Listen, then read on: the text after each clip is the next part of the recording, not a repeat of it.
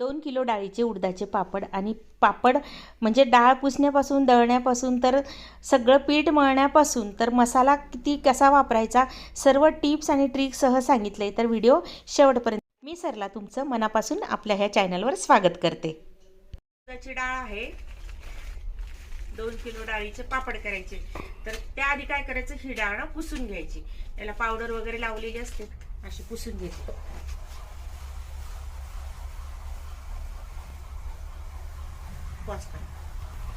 पिशवी होती थोडी साईडला.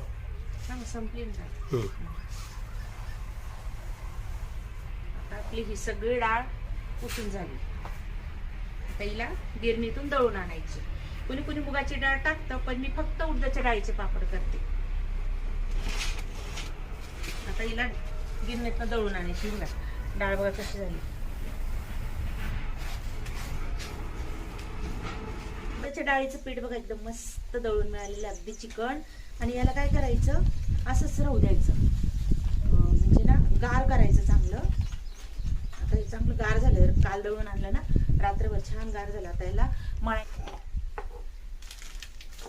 तुम्ही कुठलाही मसाला वापरा.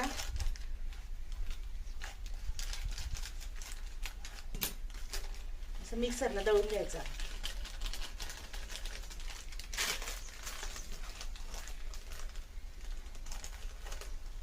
आपली 2 किलो डाळ होती, तर 2 पुड्या मी टाकते.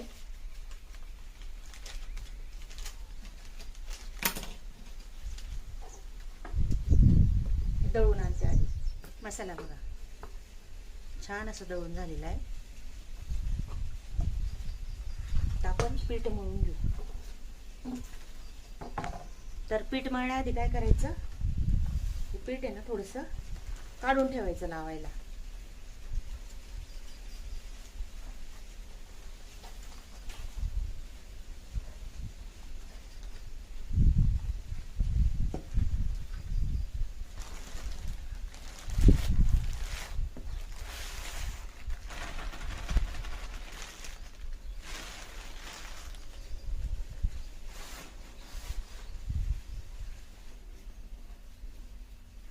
आता हा दळलेला मसाला आहे ना यामध्ये मिक्स करायचा.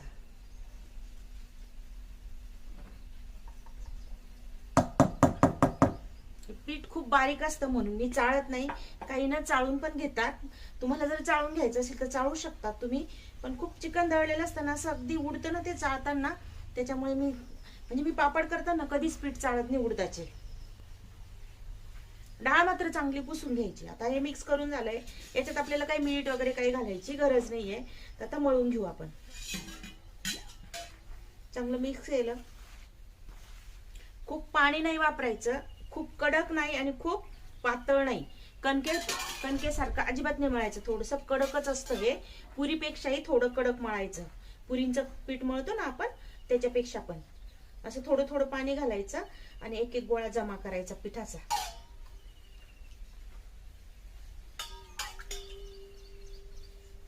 जीव करून हे बघा असं.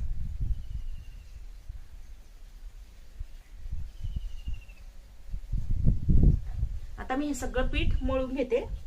कडक मळलेलं आहे मी, दाबल्या सुद्धा जात नाही. आता हे असं एका डब्यामध्ये काढून ठेवायचे. आता मी सगळं मळून घेते हे पहिले.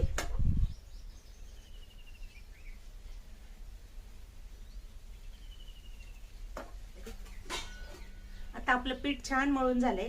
याला थोडंसं तेल लावून ठेवायचं, कारण तेल लावून जर ठेवलं ना पीठ वरून कडक होत नाही आणि आतूनही असं व्यवस्थित राहतं, कलरही व्यवस्थित राहतो. ज्या डब्यात पॅक करून ठेवायचं आहे ना त्याला पण तेल लावून घ्यायचं.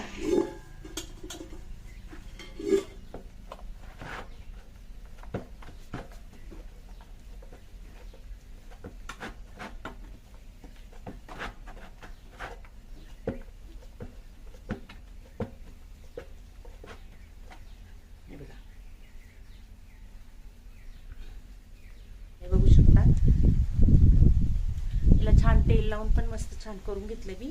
आणि डब्याला तेल लावायचं असं आतमध्ये, ते दाखवलंच मी सुरुवातीला.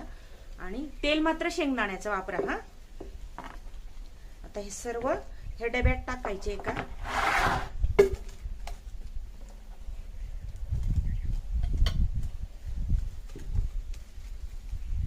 आणि याला ना झाकण लावून 2-3 तास चांगलं मुरू द्यायचं. मुरल्यानंतर पीठ मग कांडायला घ्यायचं. पाट्याला तेल लावायचं.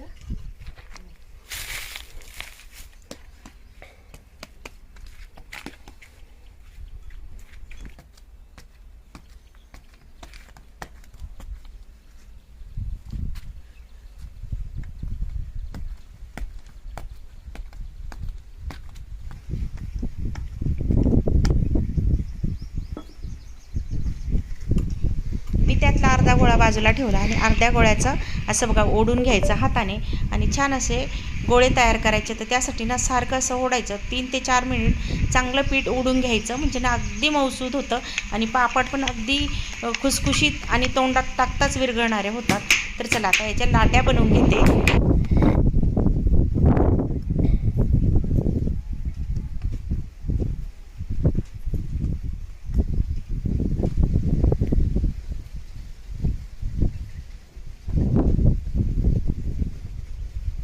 मी थोड्या मीडियम साईजच्या बनवलेल्या आहेत. तुम्ही हव्या त्या आकाराच्या बनवू शकता.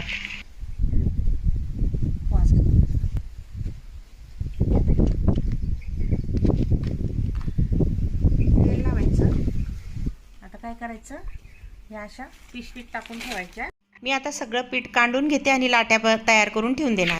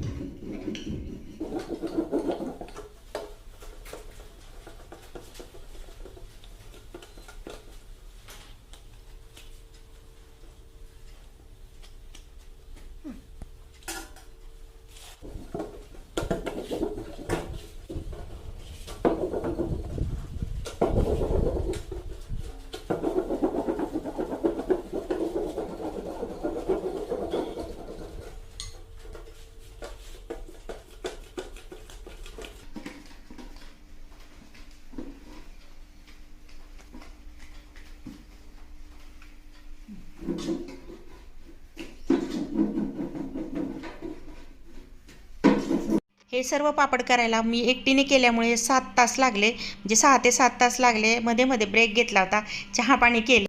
काही एकाच ठिकाणी माणूस बसू शकत नाही म्हणून थोडून फिरली इकडे तिकडे. पापड खूप छान झालेले आहेत. तर आजचा हा व्हिडिओ ब्लॉग तुम्हाला कसा वाटला कमेंट करून नक्की कळवा. व्हिडिओ आवडला ना, चॅनलला नवीन असेल तर सबस्क्राईब करायला मात्र विसरू नका. चला तर मग पुन्हा भेटूया छानशा व्हिडिओमध्ये. तोपर्यंत बाय. केल्यानंतर फॅन खाली टाकत गेली आणि गड्डे करत गेली आणि नंतर दुसऱ्या दिवशी उन्हामध्ये वाळत घातले. म्हणजे जेव्हा आपण टाकतो ना केल्यानंतर वरती बाजू अशी वाकडी होत आली की लगेच त्याचे जमा करायचे आणि एका ठिकाणी ठेवायचे. दुसऱ्या दिवशी कोवळ्या उन्हात जवळजवळ 10 ते 15 मिनटं वाळून घ्यायचे. पापड अगदी वर्षभर छान टिकतात. तर हा व्हिडिओ ब्लॉग तुम्हाला कसा वाटला कमेंट करून नक्की सांगा. व्हिडिओ आवडला ना, चॅनलला नवीन असाल सबस्क्राईब करायला मात्र विसरू नका. चला तर मग भेटूया पुन्हा छानशा व्हिडिओमध्ये. तोपर्यंत बाय.